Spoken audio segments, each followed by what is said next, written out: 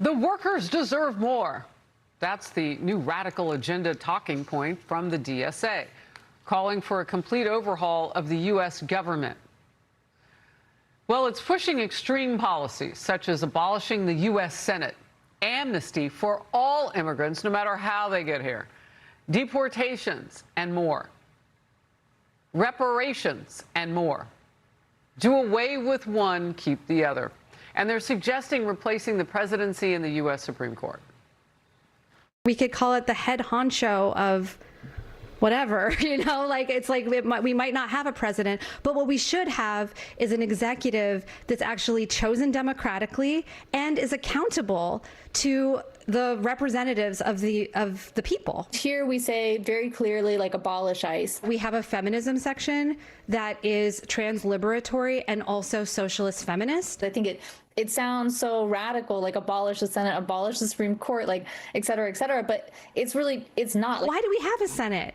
A lot of people are going to see that and they'll be like, wait a second, why do I have a Senate? What's so great about the Senate? Okay, I feel dumber having watched that.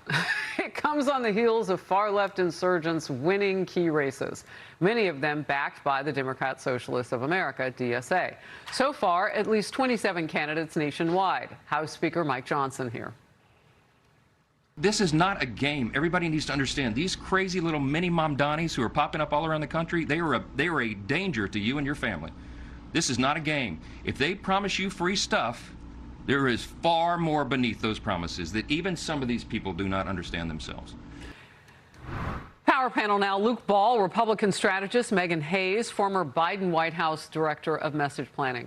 So, Luke, a feminism section so that men who identify as women can feel what? More like they are part of women's issues?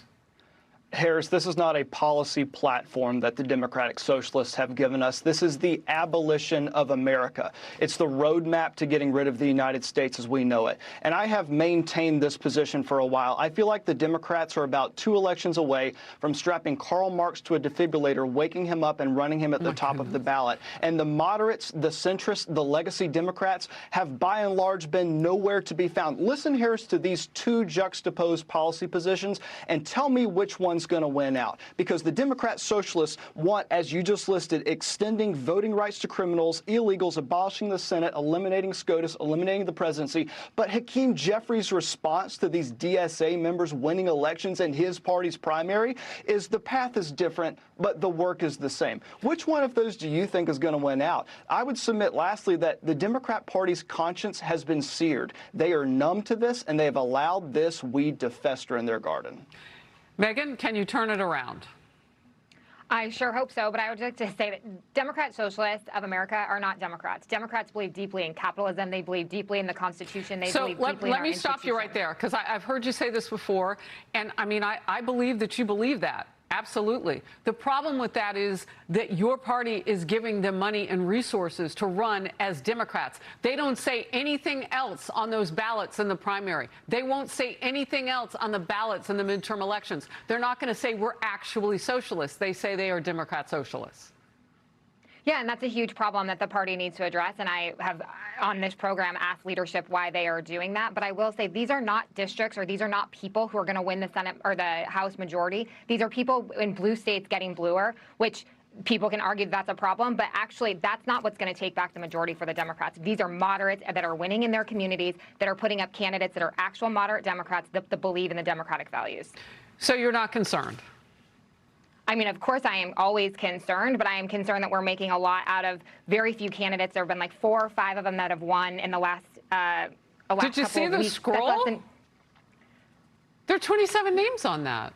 There's 27 out of 435 members of the House. That is a very small percentage that they have not won into their general elections yet, and may not win in their general elections. This is an anti-incumbency election cycle. The Republicans are facing the same thing. You lost 2 moderate Republicans. Now the Republicans are not facing the same thing. The Republicans are not facing socialism. That is not what's happening. Although I will add to your point, there are more far-left versus establishment Democrat matchups to watch for because the list is getting longer. Arizona's primary is this Tuesday. Missouri, Michigan, and Florida are early August. 3 races in California will pit incumbents against progressives on midterm election day. Luke. I would say that I feel too many Democrats are in denial of the party's evolution. They're not mourning the loss of their party. They seem to be looking the other way. And I also have heard the argument that these are not Democrat candidates. But to your point, Harris, they have a D beside their name. Yes. They're using Democrat resources. The moderates have accepted them into their big tent party. They have tolerated them. They've been afraid to speak out. Chuck Schumer's been terrified to say anything against AOC because she's going to primary him at some point. Folks have been terrified to say anything against Mamdani because he's the energy of the party. So if we can get past like the 5 stages of grief with the Democrats and start hearing them actually speak out against these members, we can have another conversation. But as it stands right now, there's a D beside their name, and that's why we have to call this out. I'm tired of having to like critique the Democrat Party and try to point members in their own direction to say, let's go against this. Let's join hands and fight the tide here. But it looks like we're the adults in the room that have to do that for the majority of Democrats. So Meghan Hays is an adult in the room. And I know you know your history. And what this is rooted in is what we already fought against and made a promise we weren't going to go there. People come from socialist nations to this one because it's the best. We fought people who were anti-Semitic because it was hateful and it was wrong. So who's going to stand up to those members of your party who are winning and who have aspirations beyond to just destroy the government? That's a great question. I would like to think that the people, the moderates that are in Congress and in local offices now are standing up to these folks. And you see it in Michigan. The tides are definitely turning in Michigan. A new poll came out. Haley Stevens is 7 points ahead of Abdul Ayed. So I think that a lot of this is on the ground. The people are turning around, and the voters are going to have to be the ones that stand up. If the leadership isn't going to do anything and defund parties that are allowing these folks to run, then that means the voters are going to have to stand up, and voters are going to have to vote for their democratic values. And that's what I think that's going to happen in the midterms. All right. Luke Ball, just last quick question. America needs its politics to be good, rich debates. Is that what we get when you get socialists? Republicans actually get a unique opportunity here to defend their conservative policies, to point out the ridiculousness and the end goal of socialism. So as I hope Democrats recognize the threat that socialism poses to their party, I hope Republicans recognize the opportunity that we have to beat back these horrible policies and make sure that we stand firm on our convictions. Luke and Meghan, great to have you. Thank you. Be sure to like and subscribe for all the Fox News latest on YouTube and catch full shows streaming now on Fox One.